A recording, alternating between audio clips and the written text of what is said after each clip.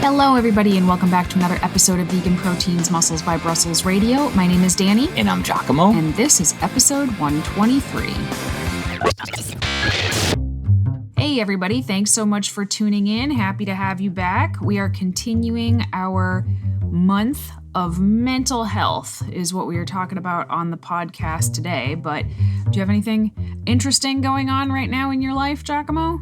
Well, other than the fact that we're not traveling, so I get to focus on mental health with y'all and focusing on my mental health, not particularly. Yeah, it's funny. We record these podcasts like a month and a half or so ahead of time. So we're always like, okay, what's going to be going on when this goes live? Not totally sure. But in our real life, in real time, we just had an awesome weekend last weekend at Plant City in Providence, Rhode Island. I just said, like, hey, do you want to work outside of the house for a day? Like, what is the point of working for yourself if you can't occasionally pack up your computer and go work outside of your home? So we did. We hopped in the car and went down to Providence, Rhode Island, and we just had an absolutely lovely whole Friday. We parked our butts in Plant City all day. We've spoken about Plant City once before on this podcast, haven't we? Yeah. At least. But it's not like everyone that listens to this episode has listened to our other episodes. If you haven't, you probably should. But to let you know what this place is about, to give you some more context, it is a city, essentially, unto itself. I mean, that's the theme around it, right? Because you have several floors, you have several restaurants, you have a cafe, you have a place where you can teach and take lessons on stuff. Like, it's just a whole... It's essentially an entire city block in Providence, Rhode Island that has all of these different vegan businesses inside of it. It's very cool. So it's not that weird that we set up shop in there for the whole day. Yeah, and you'll see places like this in other cities, but this one is all branded as one Plant City, because I don't believe it's different vegan companies there, right? No. They're all under the same umbrella. Correct. Yeah. So different vegan businesses, but not necessarily different companies. And the owner, when she came and she threw down with us for a little bit and hooked us up with some free grub and was just chit-chatting a bit about the spot, she was telling us about some sort of speakeasy across the street. That we still didn't go to that. I was thinking about, were you? No, because you're not drinking. I'm not going to a bar with you. Why not? What's the point? A cheap date, for one. You are a cheap date. Although we did drop quite a bit of coin in there on Friday, but it was a blast. And then we went to the Free Play Arcade in Providence as well, which is so cool. It's like $10 to get in the door, but then all of the arcade games are completely free. And I don't know if there's anything that makes you feel like such a baller as much as Free Play Skee Ball, where you get to just shoot for the 100s over and over and over again because it's free.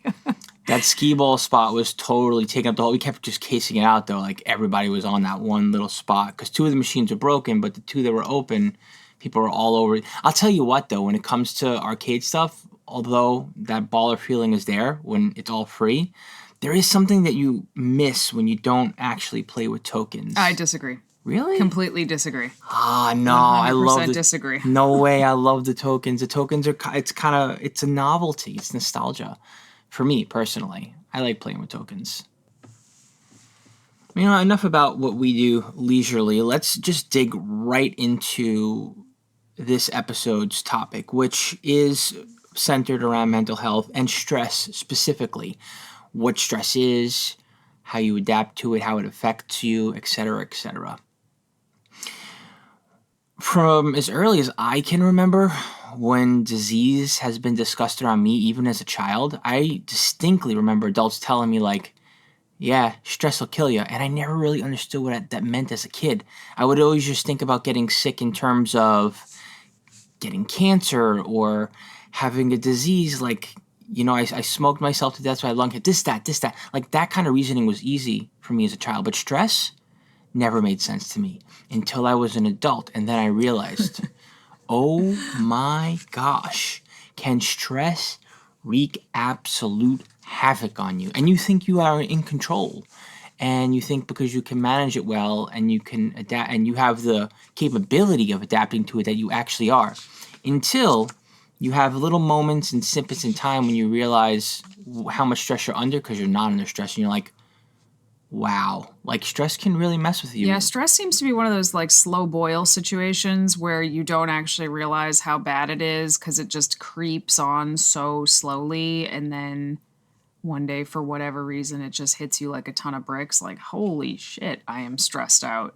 And there are real physical implications of stress. We've made podcasts about stress, the silent gains killer, because it's true. Like, the more stressed out you are, the harder of a time you're going to have building muscle and losing fat and so many other things that your whole health encompasses. Why don't we start off talking about the different levels of stress? Why don't we get a little bit smart about this stuff so we know how to categorize what our experience is? There are 3 different levels of stress. The first level is acute. That's when whatever stress you're experiencing is new. Then there is episodic acute, which means that whatever stress you're experiencing is happening frequently. And basically you're in crisis mode more often than not. And finally, there is chronic stress, where whatever has been happening for a long period of time. So these 3 levels of stress help you measure what kind of stress you're under and what you're experiencing, rather than just being like, haha, I'm an adult, I got all the responsibilities, I'm under stress, blah, blah, mental health, ha, ha, ha, I'm doing the best I can. Like, well, you can do better. You can identify what's going on that's compromising your mental health and better understand it. Mm-hmm. So, and I would care to wager that every single one of us at one point or another in our life is currently, and will experience different levels of stress in their lifetime, whether they are admitting it and aware of it or not. And I always feel like it's better to be aware. Yeah, and you actually bring up something that I think is really interesting, and you said it as like a ha ha ha thing, but people do have a very ha ha ha approach to stress, I think, in general. And while I agree, certainly every adult is going to have various degrees of stressors in their lives. And I think that is just part of life, is the fact that stress will come for us at some point, at different degrees, for various lengths of time, etc. But it's not funny because, some people are just like, ha ha ha, I'm so stressed out all the time. I'm living on 12 cups of coffee and 2 minutes of sleep. Hee hee hee. Adulting is hard. And like, I get it. I am the queen of self-deprecating humor, much to Giacomo's chagrin. But it's really not funny, and it shouldn't be taken super lightly. It should definitely be examined, because stress can and likely will shave literal years off of your life by doing things like increasing your blood pressure or even your cholesterol. It's correlated with heart disease, diabetes, strokes, all kinds of things that can kill you. It's not funny, I guess. Correct. And all while this is happening, your quality of life is diminished on a personal level, in terms of your relationships, how you show up in the world, how the world speaks to you. I mean, the universe has a way of treating you the way that you want to be treated. Not sometimes. Sometimes bad things happen for no reason at all. Sometimes, though, the universe is treating you exactly how you're asking to be treated. It's a combination of the two. I can't say which one is going to... That's a hot button topic for me. I know. But there are some things that you can actually control. Mm-hmm. And how your systems are showing up in the world and how you're feeling can be directly affected by stress. Let's go ahead and dig a little deeper, if you will, in terms of how stress actually affects your body as opposed to the levels. I agree. Here are the 3 stages of stress. Stage 1, the alarm stage. Your central nervous system, or your CNS, is awakened. You are now in fight or flight mode. That is your frontline immediate response to any trigger, no matter how light, whatever. Let's not judge here. Second stage, the resistance stage. Now you are repairing and you are internalizing, but you are still, on high alert, so to speak. So at this point, you are aware of what's going on and you're trying to figure it out. However, at some point, this can progress even further, where you get to the exhaustion exhaustion stage. Excuse me. Still don't have my teeth, in case you can't tell. This is that point in time where it's no longer a point in time. It is your new normal, and the balance in your body is being broken down. So you could imagine what these different experiences might feel like when you're no longer going through the motions and you're actually thinking about what's happening. And guess what? This stuff's painful to tackle head on. No one wants to be vulnerable, not even to themselves sometimes. Sometimes it's like self-preservation and you just want to just shut up and do the thing. But there's real consequences to that. And, you're not afraid to take care of your physical health and by becoming more physically fit, or you probably wouldn't be listening to this podcast. Why wouldn't you want to do the same with your mental health and figure out what's actually going on? Yeah. So once you get to that exhaustion stage, we're in the land of chronic stress. And chronic stress experienced over a prolonged period of time can contribute to problems like increased heart rate, elevated level of stress hormones, and blood pressure, like we talked about. And all of this can increase your risk for hypertension, heart attack, or stroke. Repeated acute stress and persistent chronic stress can also contribute to inflammation in the circulatory system, particularly in the coronary arteries. And that's one pathway that is thought to tie stress to a heart attack. So if you're like, well, how does stress cause a heart attack? That's how. And also, the associated risk for heart disease appears to differ for women depending on whether the woman is premenopausal or postmenopausal. So levels of estrogen in premenopausal women appears to help blood vessels respond better during stress. So if you're younger and a woman, like you might respond a little bit better, but once we pass 40, that starts to shift. So, there's so many ways that stress affects your health that you don't even realize. It's like a domino effect. When you're stressed out, you don't sleep as well. When you don't sleep as well, you're dealing with all of the problems that come from sleep deprivation as well. And when it comes to your actual fitness, if you're not convinced enough, we all have heard about the evil hormone cortisol, the stress hormone of cortisol, which causes fat storage, causes water retention, makes it harder for you to build muscle, makes it harder for you to perform and recover from your workouts. It's a really big freaking deal. Right. And people look at this thing from a utilitarian standpoint because, again, they're interested in physical fitness and they feel like they can control things. And in a lot of ways you can. You can break out tools from your kit. You can use your skills. You can diet down and take body fat off. You can train harder and grow muscle. You can do stuff like that and you will get results. But your results will not be as good and they will be harder to get as well. So it's like, how do I say? You're missing the forest for the trees, right? Just because you can do those things doesn't mean that that is the only thing that you should be doing to take care of yourself.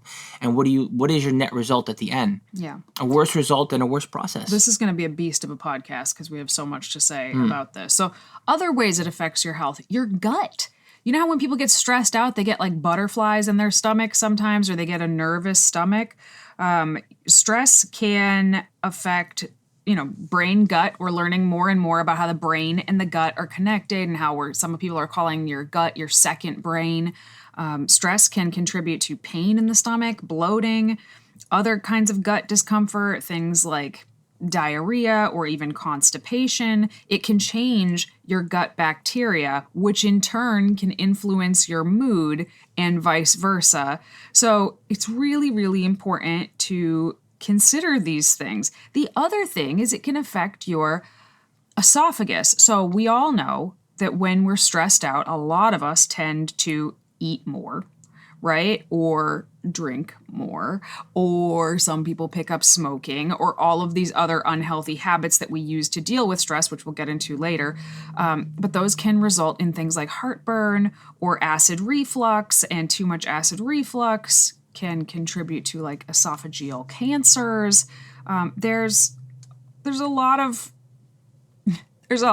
more reasons than we could even get into here. And again, where are you going to go when you get to a doctor and this has already happened? They could have this conversation with you, but it ain't going to do a damn thing for you. At that point, they got to treat the symptoms and the consequences of your actions or however you avoided tackling and focusing on your mental health. And there's really no reason to have that conversation more. Now you're sick, right? So again, you go to the tools in the kit, and in our world where everyone is overworked and overly exhausted and overly stressed, it's Western medicine and doctors. Right. Just various drugs, basically. Again and again and again. The problem which may repeats. cure a symptom, but they could cause other problems as well that don't actually tackle the underlying issue that you're too stressed out. Now, we are very pro-medicine when you need it, 100%, but I still think it's in everybody's best interest to try and tackle the underlying causes of things, which, we're not going to say, oh, we can solve your stress by the end of this podcast, but we hopefully will be able to arm you with some tips and tools to look at things differently and maybe approach situations differently. Yeah. It always helps to know what's going on so that you can make changes and take care of yourself better. No one's arguing that there will be periods in time where you cannot properly take care of yourself. And you can be well aware that Or just manage the stresses in your life well. That's life. That's part of the human experience. However, there's ebbs and there's flows. And when you know that you're not taking care of yourself to do something, you also know that there should be a period of time where you can hopefully focus on recovery because you're aware of what you need to do and how to do it. Hey listeners, we hope you've been enjoying this episode and we appreciate your love of all things vegan fitness. For those of you who want even more support on your vegan fitness journey, check out our Muscles by Brussels community and become a member. By joining the team, you are one of our exclusive VIPs. As a member, you'll find over 200 macro-friendly, high-protein recipes that can meet any of your meal planning needs. You'll also receive training programs that update monthly. This training has progressive overload built into it, so you can be sure if you're following the program, you are making progress. All of this and more is located inside our Vegan Proteins members only app. As a Muscles by Brussels member, you'll unlock bonus courses, challenges, and more every month. You'll also be invited to our live Zoom video calls, which happen 2 times a month, and are absolute gold to those who show up. And if you can't make the calls, don't worry, you have the opportunity to email us whenever you want. You'll receive a video response to all of your questions from one of the coaches here at Vegan Proteins every time you message us. Members also receive 40% off many of our other services. And of course, our private community of like-minded individuals is like no other. Best of all, you can try this membership out for a full month at no cost to you with this special offer for our listeners only, because we appreciate and want to fully support you. Use the link in our show notes to sign up for your free trial today. We hope to see you on our next live coaching call. So, okay, are we ready to move on to how to do that, how to start to do that? Yeah, sure. All right, awesome. Want to start with some coping mechanisms? Nope. No? We want to start with the fun stuff? I want to start at the beginning. Okay, let's which hear it. I think is identifying the sources of stress in your life. First and foremost, how are you supposed to tackle and change something if you don't actually have any idea where it's coming from? Which might sound silly to some people, like, duh, I know where it's coming from. But for a lot of people, they actually don't know where it's coming from. So just like when we start to, undertake any sort of fitness goal, weight loss goal, muscle building goal, you have to take inventory of where you're at right now. When it comes to the stress in your life, I think it's very important to try to take inventory of where that is right now, where it's coming from, and what is causing it. Do a brain dump, get it out on a piece of paper, journal, talk to a friend, a loved one, hire a professional like a therapist to talk to, do some mindfulness work, do some breath work so that you can calm your parasympathetic nervous system down and focus a little more. Oh, we're so far ahead of where we're at right now. Are we? Oh, yeah. Meditation. Okay. Where are you going? I'm still on step 1 here. Okay. So, to identify what's really stressing you out, it's a good idea to look closely at your habits, your attitudes, and even things like your excuses, which is really hard to look at. So, do you constantly explain stress away as temporary? I am super guilty of this, saying things like, I just have a million things going on right now, even though I can't actually remember the last time that I deliberately took a breather. So are you doing things like that? Do you define stress as an integral part of your work or home life? saying things like, things are always crazy around here? Or do you define it as just a part of your personality? Like, I have a lot of nervous energy, that's all. Figure out if you're doing those sorts of things. Do you blame your stress on other people or outside events, or view it as an entirely normal and unexceptional thing? Ask yourself those things. Have you completely normalized this stress, like we talked about earlier? It's like, oh, this is just part of your life. I really, truly believe that until you accept responsibility for the role you play in creating or maintaining that stress, your stress level is going to stay outside of your control. And you guys know how I feel about control, and, you can radical accountability, accept control of the things that you can control. That's very, very important. And then you can't control the things you can't control, which we'll also get to. So like one of the tips that Giacomo started to mention here was like journaling, right? So starting any kind of journaling ritual or whatever is going to be helpful, but a stress journal specifically, just like you would keep a sleep journal or a training journal, starting a stress journal can help you identify the regular stressors in your life and the way that you deal with them, which is critical, that last part. How do you actually deal with them? So every time you feel stressed, make a note of it in your journal, or you can use like a little tracker or notepad on your phone, and you want to write down what caused your stress, and you can guess if you're not sure, how you felt both physically and emotionally when it happened, how you acted in response, and what you did to make yourself feel better. It'll take you 30 seconds to write it down when it happens. So not something you necessarily have to incorporate as habit or routine, just like a little checking, if you will. Yeah. Right? Because I don't know about you, Danny, but me personally, like my breaking point lately has been I'm constantly stacking habits. I'm constantly adding to my routine. I'm constantly working on myself. I'm constantly trying to grow. Growing is pain, but like at some point, that in of itself, in my personal opinion, can be a problem. At some point, some checking as opposed to obsessing about growth. No, seriously. I mean it. I agree. As you're talking, I'm just like, ugh, that sounds stressful in and of itself. Yeah. That is my dis-ease, if you will. The constant, like, there is no stop to growth. Growth is painful. Keep going. It's like, well, sometimes you have to pick and choose, and sometimes a little bit of checking here and there in different areas. Kind of like how we do our habit challenges once a month with the team. It's like you can't do these all at once. Each month is kind of like a check on something good you should do. Yeah. And spoiler alert, that's part of our membership with Muscles by Brussels, and you should be a member because we do a lot of cool stuff together. Yeah. But yeah, no, I get what you're saying. I'm not suggesting that you just obsessively start a stress journal, but let's say somebody has a really unhealthy relationship with food. They're binging and restricting and doing all of this crazy stuff. My recommendation is going to be, okay, we need to start a food journal so that we can see what is really going on here. And if you are dealing with a lot of stress that feels completely unmanageable to you and like it is taking a negative toll on your health, a stress journal, I think, is the best way to get a good picture of what's going on. Totally. Absolutely. And yeah, what better thing to do when it comes to your mental health than to work on stress? It is like the root of so much. Yeah. So my next tip is actually, before we get into like actual healthy coping mechanisms, it is cutting out unhealthy ways of dealing with stress. Stop doing stuff that is making it worse. The maladaptive stuff that you may find yourself engaging in, even if you're not indulging, right? Because it's not even necessarily about abusing things. It's about what you're attaching said things to, like having a drink. To release you may not be a heavy drinker, but if this is your reason for drinking, right? Or then you could look back and you'd be like, well, damn it. Well, now I can't drink at all, but I like drinking recreational. Like, well, you know what? Sometimes it's like that. Sometimes you got to figure stuff out before you can enjoy a drink. It has nothing to do with abusing the substance. It's what you're using it for. Yes, it is the intention behind it.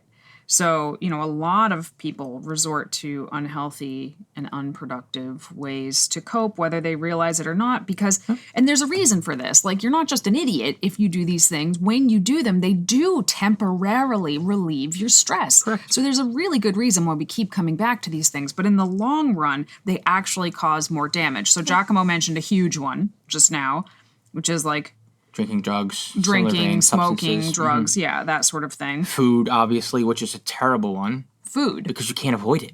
Right. Oh my Food, gosh. binging on like junk foods or comfort foods or just overeating. In general. The next one actually often goes in combination with the food, which is zoning out for hours in front of your TV or your phone. Yeah, avoiding whatever it is that your experience actually is. Yeah. Withdrawing from friends, family, and social activities. Yep. Sleeping too much. Yeah. Filling up. This is okay. Listen up, audience.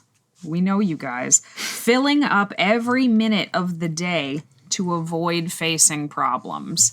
Basically, staying super, super productive on things that actually are not moving you forward at all. Yeah. And Which then- is exactly what Giacomo was just talking about. Exactly. And then there are other things that you could be doing, like impulsivity, just making decisions like on the drop of a dime, at the snap of a finger, because it's easier to do something in an impulsive way to just give you a little bit of a dopamine hit or a little bit of pleasure or this or that instead of dealing with what you actually need to deal with. Yeah. Or in a worst case scenario, like real self-harm. Yeah. Procrastinating can be a big coping mechanism for stress. A lot of us have done that. You have a looming project coming up, and every time you think about it, you're just like, I'm going to go find something else to do. And lastly, taking your stress out on others, lashing out, angry outbursts, just generally being a wildly unpleasant person. I promise you that is not going to get you anywhere in the long term. So, when you're keeping this stress journal that I mentioned before, you have to really ask yourself if you're doing these things, because a lot of times you can justify them, right? I can go back and I can justify every single one of these things. Well, I wasn't lashing out because I was stressed. I was lashing out because so-and-so was an idiot and they needed to know about it. I wasn't lashing out because I was stressed. Somebody left a spoon on the counter and I just needed to make sure that everybody knew about the spoon on the counter. Or I procrastinated because it was too hard. Or I was binge eating because I was just too damn hungry. Or I'm sleeping too much because I've been so tired. Like, you have to really ask yourself if you're really doing, like, why are you really doing these? And you have to be very honest with yourself. All right, moving on. We're moving on to the next part. We're going to practice the 4 A's of stress management. Okay? So stress is an automatic response from your nervous system. Some stressors arise at predictable times, like your commute to work, meetings with your boss, family gatherings, etc. So when you're handling predictable stressors, you can either change the situation or change your reaction. So when you decide which option you're going to do in any given scenario, it's helpful to think of the 4 A's. Avoid, alter, adapt, or accept. Okay? Let's go through these. So first, A, avoid. This is a life changer. So it's not unhealthy to avoid a stressful situation that needs to be addressed, but you may be surprised by the number of stressors in your life that you can eliminate. So you have to learn how to say no. That is absolutely key. You have to know your limits and stick to them. Whether you're in personal or your professional life, taking on more than you can handle is absolutely going to make sure that you are stressed in the long term. So learn to turn down things that you know are going to stress you out. Or be aware. Avoid people who stress you out. I cut people out of my life left and right if they are harming my mental health. I don't make a big show about it, but if somebody is causing me a great deal of stress, they're just not really going to hear from me anymore. If someone is consistently causing stress in your life, limit the amount of time you spend with that person or in the relationship. And this is really challenging when it's like a coworker, right? It's not like you can just cut them out. You work with them, but you can limit the amount of interaction you have with people. Eventually, even the densest people will take the hint. Take control of your environment. If the news makes you anxious, turn off the TV. If traffic makes you stressed out, take the bus. If going to the supermarket stresses you out, buy your groceries online. Like, you can control these factors around you if you know that they're causing you unnecessary stress. Avoid hot button topics. So if there are certain topics that get you really, really stressed out, like for a lot of people, things like politics or religion or veganism, in our case, if you are constantly arguing about the same subject with the same people, stop bringing it up, or just excuse yourself from the conversation when it comes up. And lastly, in the avoid category, we have paring down your to-do list. So look at your schedule, your responsibility, your daily tasks. If you've got too much on your plate, you need to distinguish between the should-dos and the must-dos. Get rid of tasks that aren't truly necessary. You can delegate these tasks to other folks if that makes sense for you. You can hire somebody to do things that you don't want to do, or you can just realize they're not that damn important and they don't need to be done, and just get rid of them altogether. So let me see if I can summarize a lot of what I heard here. You want to identify what is more than a trigger, what's actually causing harm in your life. Unnecessary harm, especially. Like, little things. Just cut them out. Yeah. You want to simplify, essentially, and which is in the similar vein of reducing the harm, the things that you've identified that are in your life that you don't want in your life, whether it's things that you're doing or people, right? Mm-hmm. Boundaries, we love that word when it comes to mental health, but it exists for a reason. Boundaries are healthy, even if they're painful. Mm-hmm. And believe me, they're painful, but they are healthy. And essentially, as you're paring down, aside from, and I don't know if you mentioned this, add things in that you do actually enjoy. We're not there yet. We're not there yet. We're under avoid. Avoid. I am the person who will always tell you the end of the story or get to the last point. Or start in the middle. That's a classic Giacomo move, starting the story in the middle so no one knows what's happening. That's me. You're going to have to get used to me. I'm the other voice in this podcast, and I'll be here all day. Thank you much. No one's used to it yet. Nobody. Not even me. Just kidding. Oh, gosh. But yeah, and then finally, you just, again, check and recheck, take stock of what's going on. Write this stuff down. Yeah. So the next A stands for alter. So if you cannot avoid a stressful situation, which is going to be a lot of situations in your life, try to alter it if you can. So often this involves changing the way you communicate and operate in your daily life. So express your feelings instead of bottling them up. If something or someone is bothering you, communicate your concerns in an open and respectful way. If you don't voice your feelings, resentments are going to build up and the stress will increase. And you may be like, how is this altering the situation? Well, the other people that you're dealing with, they're not mind readers. Okay, we would love it if everybody we interacted with just knew and understood what we were thinking and feeling. But the fact is, if you don't open your mouth and say something, there's a good chance other people aren't going to know or they're going to misinterpret you. So how could they possibly react differently if they don't even know? So talking about what you're feeling, very important. Be willing to compromise. So when you ask somebody to change their behavior, be willing to do the same. You can't ask somebody to change their behavior without being willing to change your own behavior as well. So if you're both willing to bend at least a little, you have a much better chance of finding a happy middle ground. Rigidity is absolutely going to add a tremendous amount of stress into your life. If you can't, there's a saying, what doesn't bend breaks. If you cannot bend, you will eventually break. So I think that's really important. Next, be more assertive. So don't take a back seat in your own life. If you're a very, very passive person or a very non-confrontational person, I am a very non-confrontational person, which might surprise some of you, but it's true. This is really hard for me to actually speak up for myself. Deal with your problems head on. Do the best you can to anticipate and prevent problems. So if you've got an exam to study for example, and your roommate just got home, say up front that you only have 5 minutes to talk, as an example. You have to voice the things that you need. Because again, other people are not just going to know. And lastly, try to find balance. All work and no play, as we know, is absolutely a recipe for stress and burnout. So try to find a balance between work and family life, social activities and solitary activities, daily responsibilities, and downtime.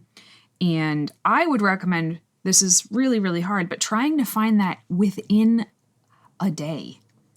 You know, a lot of people just stick their nose in a computer for work and on Monday morning, and they don't snap that computer shut till Friday night. And then they're like, I'm going to have fun on the weekends. That's balance.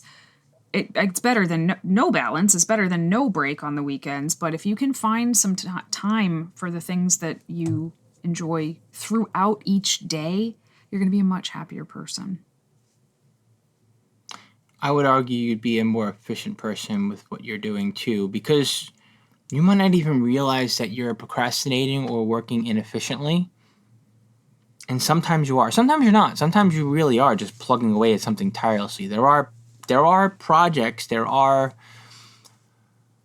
things that you will do in your personal and professional life that will require that kind of push, right? Mm-hmm. And sometimes for extended periods of time. And you don't have to be apologetic about that. I mean, understand how it's going to impact you and others around you and your environment. But sometimes it's not only that, friends. Sometimes you are, in fact, procrastinating or working inefficiently because you're not doing enough for yourself while you're still plugging away. And everybody has a breaking point, too. Every study that I've looked at seems to show that people are only really productive for 4 hours a day, which is kind of like a terrifying statistic when you think about how most of us work well beyond that. Like, how productive are we being? So I personally like to chunk my day out so that I'm like working for a few hours and then I go to the gym and then I come home and work for a few hours and then I try to grab a walk or go take care of the garden. And then I work a very short period. The kids come home. I have family time then. And then the evening is like mine, you know? Anyway, let's move on to the next A. These next two A's, man, they are tough. They are tough, but they are the game changers. So listen up. This A is for adapt. So when you cannot change the stressor, you need to change yourself. So if you can adapt to stressful situations and regain your sense of control by changing your expectations and your attitude. This is so hard, but I'm telling you, there is freedom on the other side of this. So 1, reframe the problems. Try to view stressful situations from a more positive perspective. So rather than like getting super pissed off about a traffic jam, look at it as an opportunity to pause and regroup, listen to your favorite radio station, or just like enjoy some time to yourself. Look at the big picture. For so long, I was so like zoomed in on every problem in my life that I was just so angry all the time about everything. When I took a much more zoomed out approach, definitely changed my whole perspective. So take perspective of a stressful situation. Ask yourself, how important is this thing going to be in the long run? Is it going to matter in a month? Is it going to matter in a year? Is it really worth getting upset over? If the answer is no, you just kind of let it go. You know, it's not worth worrying about if that's the case. Adjust your standards. If you are a type A perfectionist person, again, we're talking about that rigidity. It's a major source of avoidable stress. You are boxing yourself into stress by trying to be a perfectionist and having standards that are sky high all the time. So stop setting yourself up for failure by constantly demanding perfection. Set reasonable standards for yourself and others and learn to be okay with good enough. Yikes. So hard. Requires so much practice. But it's better there, man. I'm telling you. And lastly, practice gratitude. So I'm a huge fan of gratitude journals, even though when I first heard about them, I was like, well, that's corny as hell. I don't want to do that. But they actually are really helpful if what you're trying to do is kind of change your mind about things. So when stress is getting you down, take a moment to reflect on all the things you appreciate in your life, including your own positive qualities and gifts. This little strategy can help keep things in perspective. So I personally write down 3 things every morning that I'm grateful for, little tiny things. Yeah, and all of these are things that you can task out for yourself pretty easily, right, Danny? Things that can become a habit, if you will, where you introduce them into your life and you wind up without having to overthink, you just wind up being in a position where you're going to be less stressed out. And it's a really simple, on the surface kind of way to do things, which is just all about it. Like, why not? There are other things that you can do that can help you think your way through managing stress that can also help. Like one of your favorites, humor. Mm-hmm. Humor is, over the years... This is clearly a point of contention between Giacomo and I. I have a hard time admitting this out loud, but as I become more aware of how you use humor and why you use humor, when I am no longer jealous or envious, I realize that it is in fact something that can really, really make a difference in your mental health. You can be a more mindful person. You know me and my, I don't want to say obsession, but my belief in mindfulness and what it can do. Instead of reacting to something, pause, take another pause, take a deep breath, pause. And not to say you can't react, you can absolutely react. But if you pause for a minute before you react, you're probably going to react in a way where you're more proud of your behavior after the fact as opposed to less proud, I should say. Sometimes you could actually solve a problem right on the spot. And it may not be a long-term solution, but you can solve a problem. You can scratch an itch while you're processing something that you can even realize in the moment, wow, this is going to be a long-term stressor that you chose or that you didn't choose. But you can solve some small problems along the way and make that stress more manageable. And all of these things that Danny and I are talking about are things that you can do that are most certainly not going to worsen the stress. Mm-hmm. All of these things that Danny and I are talking about are things that you can do that are not going to cause any harm to yourself or others. So while they may not be the solution you're looking for, while they may not be the thing that helps you do a 180, you're not hurting anybody. You're not making anything worse. What's the harm? And in a better case, you may actually find that you can adapt to doing some of these things or experiencing some of these things, and they might improve your situation and improve and lessen your stress. We have our final A, the hardest of all of the A's. Back to the A's. It's to accept the things that you cannot change.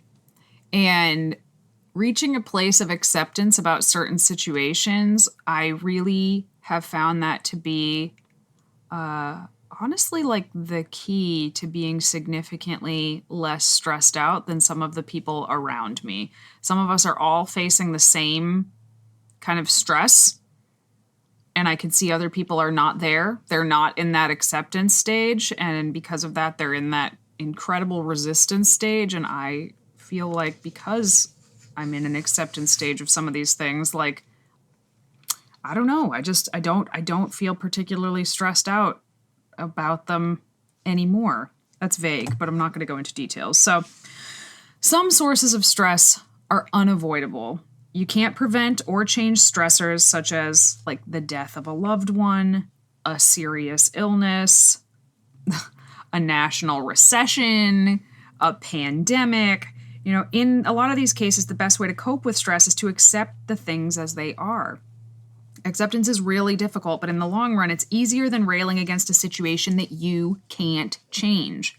So a few years ago, I got kind of into the philosophy of Stoicism. I find it to be like kind of one of the best things that I've found, like to be very helpful. I've never found like a religion or anything that really resonated with me a lot. But the more I started learning about Stoicism, which is not a religion, it's a philosophy, I was just like, oh, this is pretty good. And that's like the number one sort of tenet is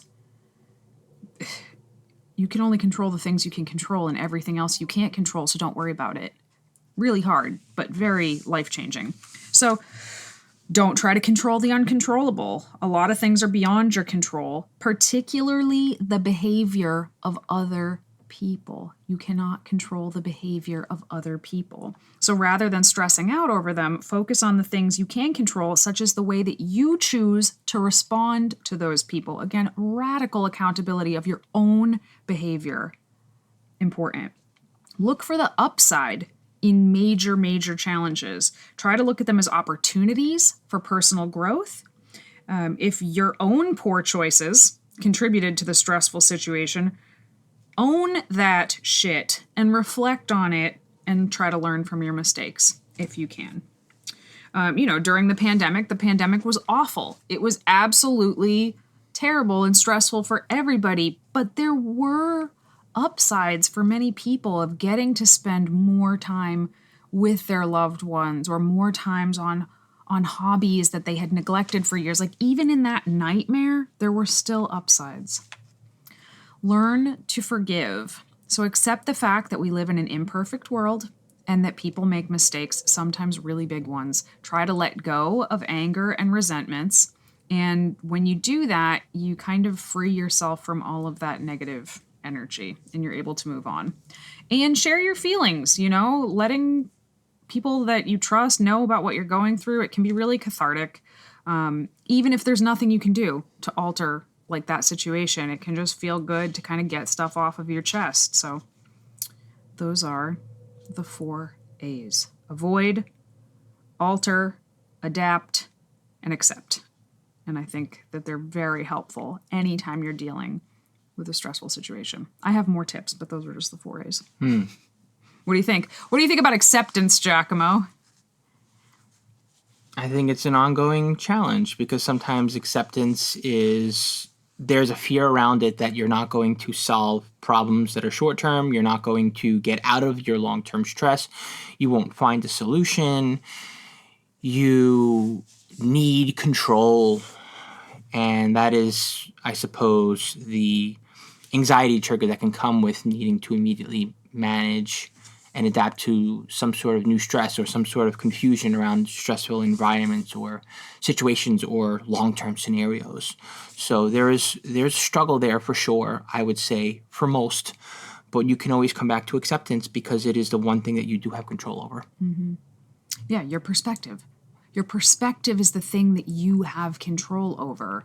And it's really easy to look at a terrible situation and be pissed off about it, almost especially if it's out of your control, right? It's easier to be pissed off about something that's out of your control because there's nothing you can do about it. So, if it was in your control, you could actually fix it. But trying to shift your perspective, and it can be really hard. Like sometimes you're really digging for that silver lining to hang on to, but that's okay because, when we're doing this, we're really trying to improve the quality of our own lives. You're not lying to yourself. You're trying to find something to hang on to improve your own mental and physical health and improve your quality of life long term. The next tip is kind of a duh, especially for this audience, but exercise. Yeah, this is the fight, right? Mm-hmm. This is where this is where we become less about, just take care of yourself and everything will be all right and just accept it. No, we also, we're hard up about this stuff. Like, do not create excuses. Do not be passive. Do not victimize. You are absolutely in control. It's just a matter of how you process things, right? So absolutely you should be fighting. Exercise, like Danny said. Mindfulness, hire professionals. Be selective with your circles, with the right kinds of boundaries. All the things.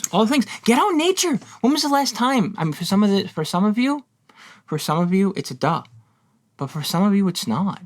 You could have the most beautiful park 2 blocks away from where you live. But if you have to ask yourself when the last time you went out there was and you looked at a bird or I'm serious, anything, just being a little more connected, getting out of your head, getting out of your own way, instead of staying in your lane because you're on a mission, and just enjoying the world for all that it has to offer can really help. Yeah. Stuff like that, spending time with loved ones, the opposite of isolating, all the healthy choices essentially, that the does essentially. I'll add that when it comes to exercise, it actually shows that cardio is more beneficial than weight training as far as stress management goes, specifically like rhythmic, repetitive cardio. So things like walking, running, swimming, dancing, cycling, that sort of stuff shows to be more beneficial than just regular old weight training. I'm still going to do weight training, but, getting outside and getting a little bit of cardiovascular activity, getting a sweat on, that's going to help your body physically manage stress better. Figure out how you're managing your time. Manage your time more efficiently. Sometimes you have the luxury of being in a recovery type approach because you've overworked yourself, and now you're fortunate enough where you can choose to not overwork yourself and recover. Sometimes the choice is made for you because you're in the exhaustion stage. Sometimes you're stuck right there in your lane with whatever it is that you can adapt to stress-wise. And some of these things that we mention, those, again, circling back to the adaptive coping stuff, like exercise, like time management, they can actually help you get through some really challenging times. You might look back and be like, I still feel like crap even though I'm exercising. I'm blocking my time as efficiently as possible, but I just can't get it all done. Well, these things may well be true, but imagine if you weren't doing stuff like this, how much worse it would be, And there will come a point in time where you can focus on recovery, and hopefully that you'll be the one in control and in the driver's seat making the right decisions, whether the decision was made for you because you were in the exhaustion stage or because you were able to be proactive and get ahead of it before you got there. You don't always get to make these choices. You just don't. Whether you got yourself there or whether you got dealt some crappy cards, whatever it is. But you can most certainly make the best choices for yourself under any circumstances so that you can show up as a healthier version of you, if for nothing and no one else but for yourself. My last tip, I guess, is to make time for fun and relaxation. So I know we kind of touched upon this earlier, but it is really important to build that time into your day, into your weeks, into your months, into your years, and not look at them as a distraction or something that's keeping you away from the other, quote, very important responsibilities that you have to do. That downtime is critical for all of your well-being, all of it. So I would say make sure that you set aside some leisure time into your daily schedule. Don't let other obligations encroach upon it. That time is sacred. It's a time to take a break from all of your responsibilities and recharge your batteries, and parentheses, that will also probably make you more productive on your actual on time too. So try to do something every day that you enjoy, regardless of what it is, just something that is nice and leisurely. Keep your sense of humor. I really, really believe in the power of laughter and humor. I love to laugh, guys. I don't know if you know that because Giacomo's so damn serious all the time, but I love to laugh. It kind of drives him crazy. We have very different senses of humor. That and I is think true. Our senses of humor are lost on each other, actually, which I suppose makes us the perfect odd couple. Yeah, mine is good and yours is terrible. No comment. Case in point. But no, I really do, watch some stand-up, watch a funny sitcom. If you have a friend that you can that you really jest with, and what I'm talking about, where you have those friends that you can just kind of rib each other and it's hilarious, but also it's not mean or bullying at all because you trust each other enough to know that it's all in good fun and all in good spirits. That's those are the best possible friendships on earth, is when you can really, really rib each other and just laugh your butts off. Keeping a good sense of humor, even around kind of crappy things, I think that it's a good thing. You know, my therapist might slightly disagree with me, but that's okay. I'm standing by this one. So he can take that. So also you can start up, like Giacomo has mentioned many, many times, a relaxation practice, specifically a mindfulness practice, a meditation practice, a yoga practice, anything like that. Okay, so now that I brought it up, he's not going to add anything on. So what's that? The yoga, the practice and all that? Yeah. Well, it's nice because you get some sort of support, right? It's social support when you train. Not everyone... You get social support when you meditate? No, yoga. Oh my goodness. Well, you can do group meditation. Absolutely. Not everything has to be done with introversion behind closed doors. Sometimes you got to get out and get that kind of support, even if you're not chatting with one another. And I know not everyone here is a bodybuilder, but a lot of y'all are into bodybuilding because we are. So I'd imagine you make up a chunk of our audience. Bodybuilding's kind of a lonely sport. I still, to this day, miss sports that I felt like I was more connected to others, head-to-head stuff. I did that growing up. It's a major void. But you can absolutely do other things to gain some social support that are also athletic and helpful for your physical health and physical fitness. Okay.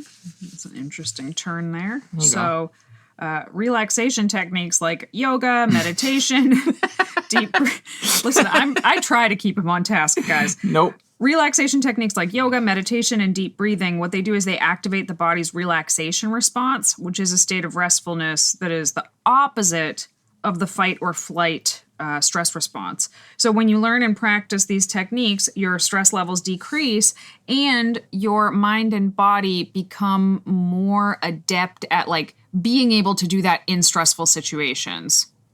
So that is why one might want to incorporate a relaxation technique. Or, you know, join a college sport, apparently, if you're Giacomo. Big yikes. All right. So there are some other tips here.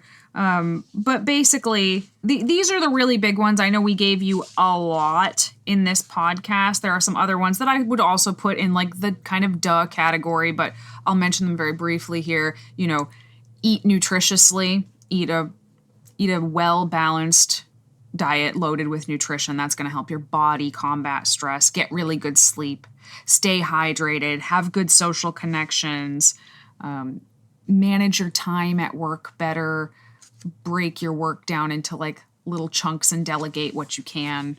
All of those things I think are all so helpful for managing stress. But really, if you take one thing away from this, I would say those 4 A's, write them down somewhere so that when you're next faced with a stressful situation, you can go through those steps and see what you can do to kind of chip away at it to make it less stressful for yourself. Thanks so much for tuning in to another episode of Vegan Proteins Muscles by Brussels Radio. Please reach out to us on socials at I Am Just Athena, at Muscles by Brussels, at Vegan Proteins. Go to veganproteins.com, hit the contact button, shoot us an email. You'll always get a response. Stay in touch with us. Consider joining our Muscles by Brussels community by becoming a member, and you get exclusive content and access to our private community and us, and so much more. Once again, my name is Giacomo. And I'm Danny. I'll talk to you soon.